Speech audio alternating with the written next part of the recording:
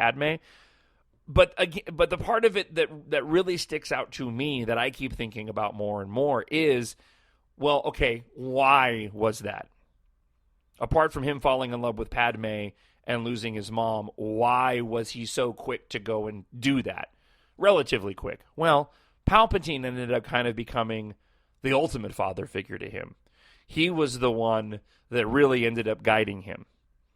He was the one who ended up becoming the individual that Anakin would go to for guidance and for somebody to prop him up and to give him, to essentially be his advocate.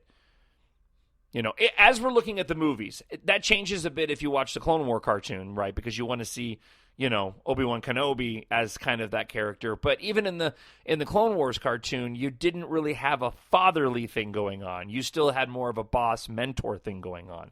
You know, Palpatine ended up finally sort of becoming that figure for Anakin. And he was so weak because he never had anything else to lean on. He never had another example. Yoda tried to be that example, but that didn't work. Right? And there's the moment in Revenge of the Sith when he talks about he's having the dreams again and, you know, mourn them do not, miss them do not, you know. Be happy for those that transform into the Force. And Anakin's like, oh, yeah, dude, I'm not having any of that. I need some attachment here. And now I have this wife who I've married in secret, who is now also pregnant with my kin, and now she's about to be taken away from me. So, again, it really does, for me, solidify that turn to the dark side. And when you add in the daddy issue to it, going all the way back from the beginning, the fact that he never had a father, it's almost as if, and don't misunderstand, not to say that kids and children can't be raised in a household without a dad. For the sake of storytelling, it's almost as if he never had a fighting chance. It's almost as if he was doomed from the get-go, just never having somebody strong enough there to help him in his time of need. And when he did find that one person, it was the worst person possible that he could have ended up clinging to in Palpatine to be that fatherly figure to him. Which, of course, rolls you right into the original trilogy, and keeping with this idea, now, once he finds out that he has a son in The Empire Strikes Back, that really sort of enhances that. At least for me, it does. I'd always, for the longest time, focused on Luke Skywalker. Luke Skywalker's relationship to Vader. His desire to want to meet and have a father. Luke's desire to do that. I didn't really think about it from the point of view of Darth Vader. You do at the end of Return of the Jedi. But now when I think about it and I go, wow, when you begin to get into and think about the psyche of Darth Vader, knowing now he has a son, you know, that conflict that we see play out on film becomes even that much more powerful. You know, he knows he can't come back, but he wants to bring Luke over and be the father to Luke that he ended up never having. And of course, at the end of the film, you know, he ends up redeeming himself by being able to save his son while he's getting zapped by Darth Sidious, okay, by Palpatine. And so he's finally going to be there in a way that, for the most part, nobody was there for him. And again, applying my own story, my own relationship, and that's what makes Star Wars work so well, is the fact that even though you were watching these stories a long time ago in a galaxy far, far away, the internal struggles, they are relatable. That is the common thread.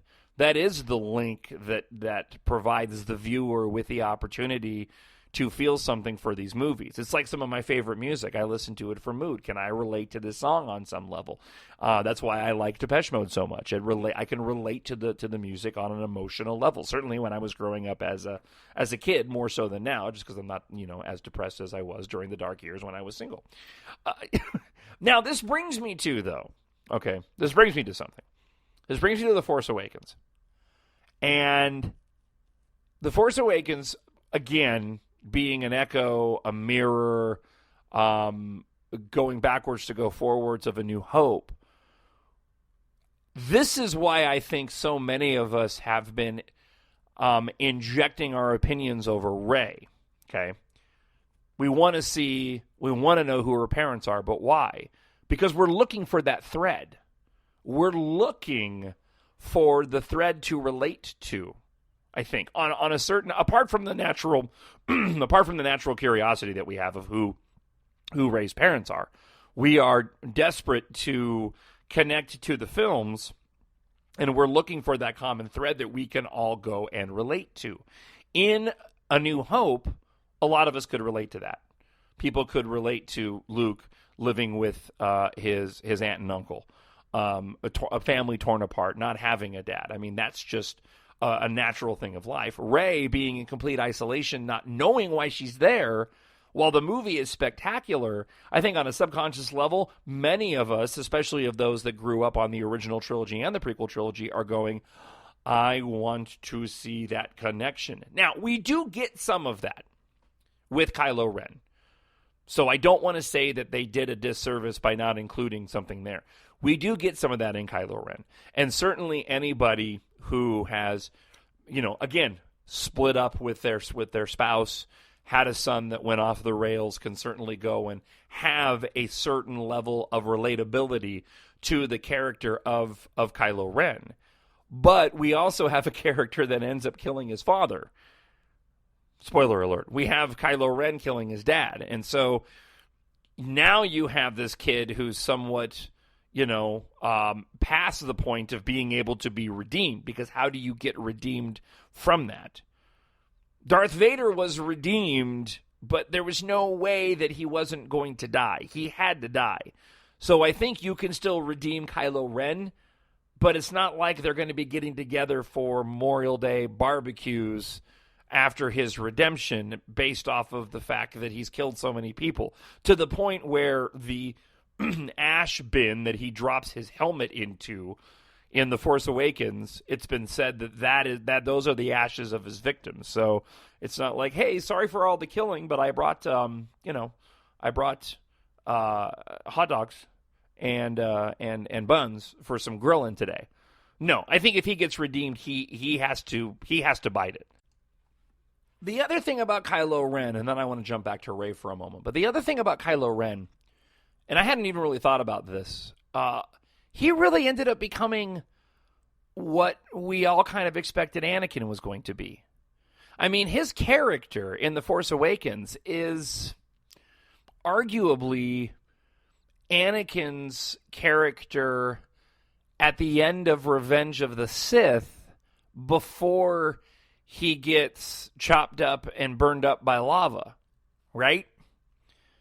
I hadn't even really thought about that. I was doing a little research into for the podcast today, just kind of digging around some emails of people that have been talking about in the past, Anakin Skywalker having daddy issues, and I came across an article that says Kylo Ren is everything that Anakin Skywalker should have been.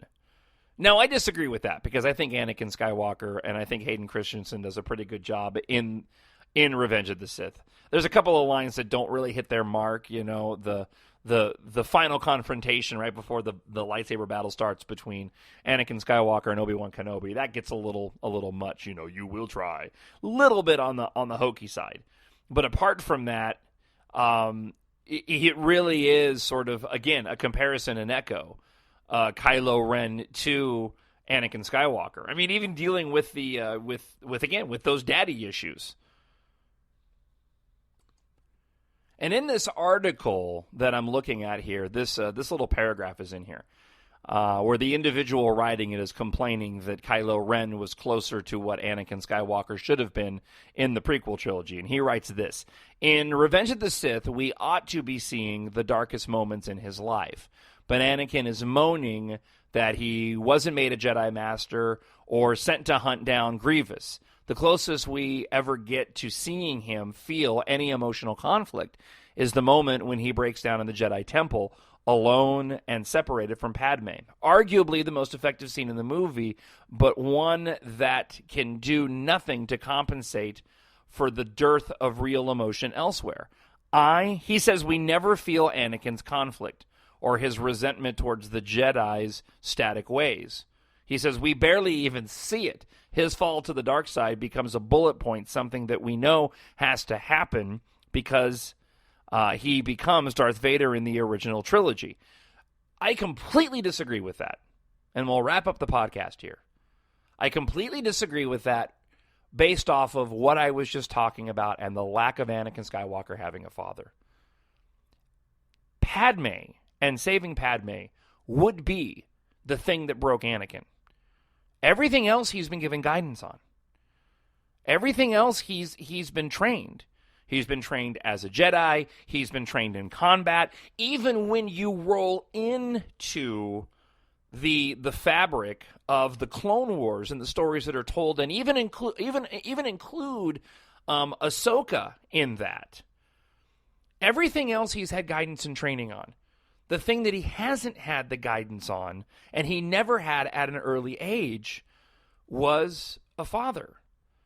He never had somebody who he could go and relate to on an emotional level. He never had somebody there that could tell him, hey, it's going to be okay. You're going to be all right. He didn't have somebody there defending him.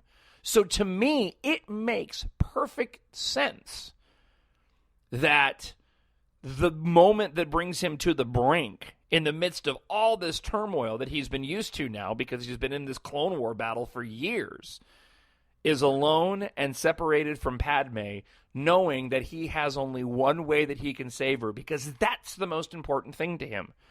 Because he wants something that he's never had. He lost it. He never had it because he never had a dad. He left his mom. His first father figure, Qui-Gon, ended up getting killed. He was essentially trained by Obi-Wan Kenobi, but he was too young to really be the figure. Then he lost his mom again. Now he's got the one guy who's acting like a dad to him for the first time in his entire life, who's telling him that the thing that you care for the most, that attachment, that closeness, that desire of family in Padme, you're going to lose if you don't go and commit to me and do this. It makes all the sense in the world that Anakin Skywalker's fall would hinge upon that one most effective scene in the movie, according to the article I have here in front of me. One more quick point and we'll wrap this up. Rey. I've mentioned this before, but let me say it again. Rey is arguably the most important person to the new sequel trilogy, right? She's the one we kind of most care about. We like Kylo Ren, but we're attracted to Rey's character and want to know more about her. She is going to have to deal with some heavy conflict in Episode 8. I believe that's where the story's going to hinge upon. I believe that story is going to hinge upon, just like it did for Luke in The Empire Strikes Back. I think that's going to be the one tie that binds Episode 8 and Episode 5 together. I think it's going to be Padme's inner struggle. You saw that briefly, and in the book it alluded to it, how she was teetering towards the dark side in that battle with Kylo Ren at the end of The Force Awakens. And I don't know about you, but I can't wait to see it.